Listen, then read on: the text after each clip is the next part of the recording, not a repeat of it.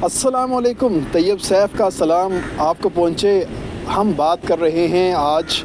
पाकिस्तान और इंडिया के हवाले से। ख़ास तौर पे आज के दिन पाकिस्तान को 3 बड़ी खुशखबरियाँ मिली हैं। एक नहीं, 2 नहीं, इकट्ठी तीन बड़ी खुशखबरियाँ पहुँची हैं और भारत को आज के दिन एक बड़ी शिकस्त मिली है और ख़ास तौर पे उसको नाकामी हुई है। तो मैं इसको चौथी खुशखबरी भी पाकिस्तान के लिए कह सकता हूँ। सबसे पहली बात, IMF ने पाकिस्तान के ऊपर एतमाद का इजहार किया है और बाकायदा तौर पे जो $7 बिलियन का जो कर्ज़ा है पाकिस्तान के लिए वो मंजूर कर दिया गया है, जिसके बाद एक उम्मीद की जा रही है कि पाकिस्तान के जो रिज़र्व्स हैं वो बढ़ेंगे, डॉलर कंट्रोल में रहेगा, महंगाई के अंदर कमी आएगी और तमाम तर चीज़ें जो हैं वो बेहतर होगी। जबकि इसके साथ अगर हम भारत की बात करते हैं तो भारत के लिए आज के दिन एक बड़ा सेटबैक हुआ है कि उसकी जो इकॉनमी फ्लॉरिश करती हुई जा रही थी 6.5% के हिसाब से, उसको अब एक ब्रेक लगी है और वो 6.5 के बजाय 6.4 के ऊपर आ गई है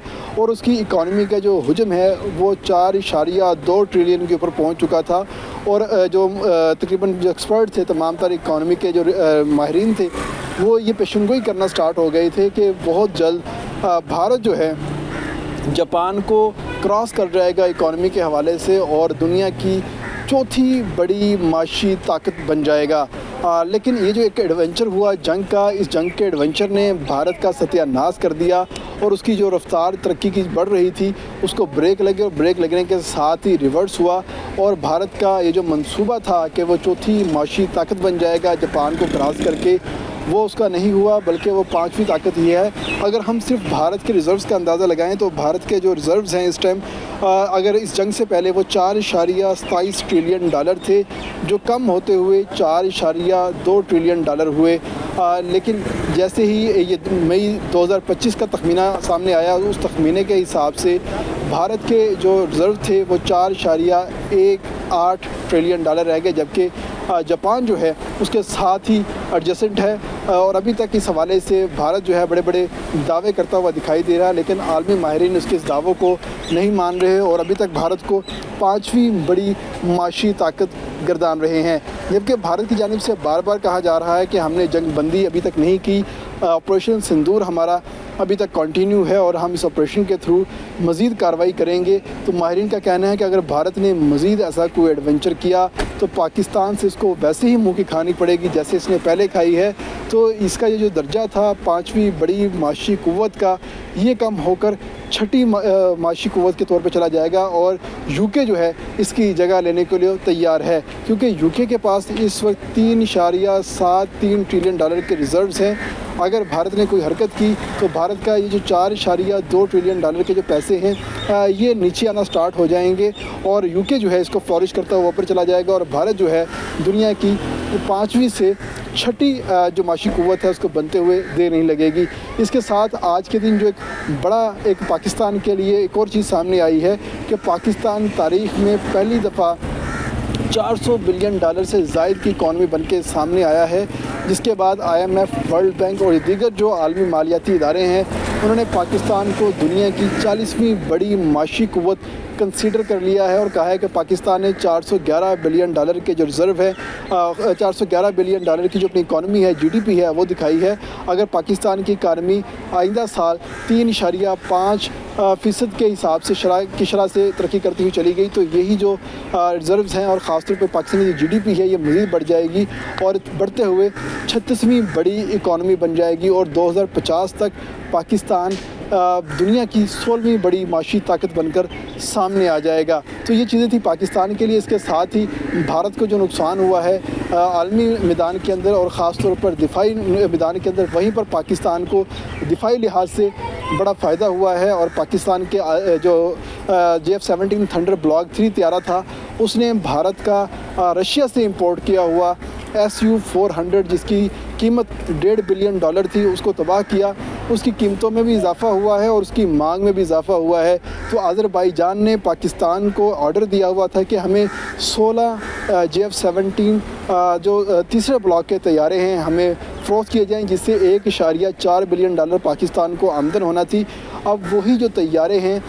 आज़रबाईजान की तरफ से कहा गया है कि हमें 16 की बजाय अब 40 तैयारे दिए जाएँ और इन 40 तैयारों के साथ पाकिस्तान को, जहाँ पर पहले 1.4 बिलियन डॉलर की आमदन हो रही थी, अब पाकिस्तान को 4.2 बिलियन डॉलर की आमदन अलग से होने जा रही है। यानी कि 7 बिलियन डॉलर हमें IMF से मिलेंगे, 4.2 बिलियन डॉलर हम आज़रबाईजान से अपने तैयारे बेच कर लेंगे और इसके साथ हमारा जो फतह मिज़ाइल है और जो दीगर हमारे मिज़ाइल हैं उनकी भी इंटरनेशनल मार्केट के अंदर टेस्टिंग हो चुकी है और मांग में इजाफा हो गया है। और साथ ही साथ जो एक और बड़ा एडवांटेज हमें मिला है कि चाइना ने कहा था कि आपने हमारे लिए बड़ा एक अच्छा इक़दाम किया है, हमारी जितनी भी टेक्नोलॉजी थी उसको दिफाई मार्केट के अंदर, इंटरनेशनल मार्केट के अंदर आपने सनद कबूलियत बख्शा है। और J-10C के साथ साथ PL-15 जो मिज़ाइल हैं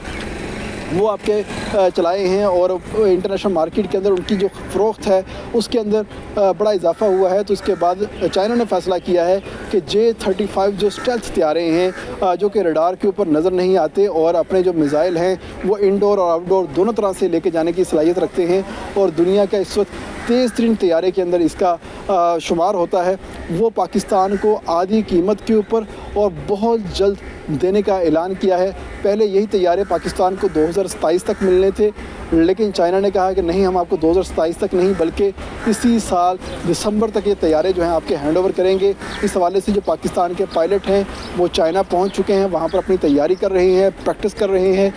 J-35 के ऊपर अपना जो हाथ है वो सीधा कर रहे हैं ताकि खुदा न खासा कोई मसला हो तो राफेल की तरह हमें इंतज़ार न करना पड़े कि हम अपना हाथ सीधा करेंगे, बल्कि हम पहले दिन ही अटैक करेंगे और J-35 जो है उसको वैसे ही चलाएँगे जैसे हम JF-17 थंडर चला रहे हैं या J-10C चलाया है या F-16 चलाया है, मिग चलाया है, मिराज चलाया है, बिल्कुल वैसे ही इसको चलाएँगे। और इस हवाले से चाइना ने पाकिस्तान को एक J-35 तैयारा फ्राहम भी कर दिया है और उसके ऊपर पाकिस्तान का जो परचम है वो अवेज़ा किया गया था और पाकिस्तान ने उस तैयारे को गिलगित बल्तिस्तान की तरफ जो है उसकी उड़ान भरी है। और वैसे ही करतब दिखाते हुए हमारे पायलट नज़र आ रहे थे, जैसे कि F-16 चलाते हुए नज़र आते हैं या J-10C चलाते हुए नज़र आते हैं। तो ऐसे लग रहा था जैसे वो एक जहाज़ नहीं बल्कि कबूतर है जिसके अंदर पाकिस्तानी पायलट बैठे हुए हैं और उसको अपनी हाथ की उंगलियों के ऊपर नचाते हुए दिखाई दे रहे हैं। तो ये तमाम तर धाक जो है पाकिस्तान की आलमी क़ुव्वतों के ऊपर भी बैठ चुकी है, हमारी जो दिफाई मार्केट है उसके अंदर भी इजाफा हुआ है और साथ ही साथ हमारी जो इकॉनमी है वो भी स्ट्रॉन्ग हो गई है। इस सारी सूरत हाल के अंदर अगर नुकसान हुआ है तो नुकसान भारत को हुआ है, नुकसान रशिया को हुआ है, नुकसान फ्रांस को हुआ है, लेकिन अगर इस सारी सूरत हाल के अंदर फ़ायदा हुआ है तो पाकिस्तान को हुआ है, आज़रबाईजान को हुआ है, चाइना को हुआ है, तुर्की का हुआ है। और उन तमाम दोस्त ममालिक का शुक्रिया अदा करने के लिए आज जो है वज़ीर-ए-आज़म बाकायदा तौर पे अपने 6 रोज़ा दौरे के ऊपर जा भी चुके हैं। तुर्की, आज़रबाईजान, ईरान और चाइना का जो है दौरा करेंगे और तमाम ममालिक का, दोस्त ममालिक का शुक्रिया अदा करेंगे और साथ ही साथ अपनी जो टेक्नोलॉजी है उसकी फ़रोख्त की बात भी करेंगे और चाइना से हमने जो जदीद तरीन टेक्नोलॉजी है वो लेनी है उसके हवाले से बात करेंगे, जिससे एक अंदाज़ा होता है कि आने वाले दिनों में पाकिस्तान की जो दिफाई क़ुव्वत है वो मज़ीद बेहतर होगी। नाकाबिल तसाखीर तो हम अभी भी हैं, मज़ीद बेहतर होंगे। अभी हम दिफाई नुक्ता नज़र से तमाम तर चीज़ें देखते हैं, अब आज के बाद हम अटैकिंग नुक्ता नज़र से तमाम तर चीज़ें जो हैं वो देखना शुरू हो गए हैं और पाकिस्तान की जो दिफाई सूरत हाल है वो बेहतर हुई है और अक़वाम आलम में पाकिस्तान का मयार जो है वो बेहतर हुआ है। और भारत जो पाकिस्तान को किसी खाते में नहीं गिनता था, आज के बाद भारत को अंदाज़ा हो गया है कि पाकिस्तान की तरफ दोबारा किसी ऐसी हरकत के बारे में सोचना नहीं है, वरना उनके तैयारे उड़ते हैं और अपने घर के अंदर बैठे बैठे वो हमारे घर के अंदर आके हमें मार के चले जाते हैं और हमें पता ही नहीं चलता। तो आज की जो अच्छी खबरें हैं आपके हवाले की हैं, तो अब आप इस चैनल को सब्सक्राइब भी कीजिएगा, वीडियो को लाइक भी कीजिएगा और अपने दोस्तों के साथ शेयर भी कीजिएगा। तैयब सैफ का आपको सलाम पहुँचे।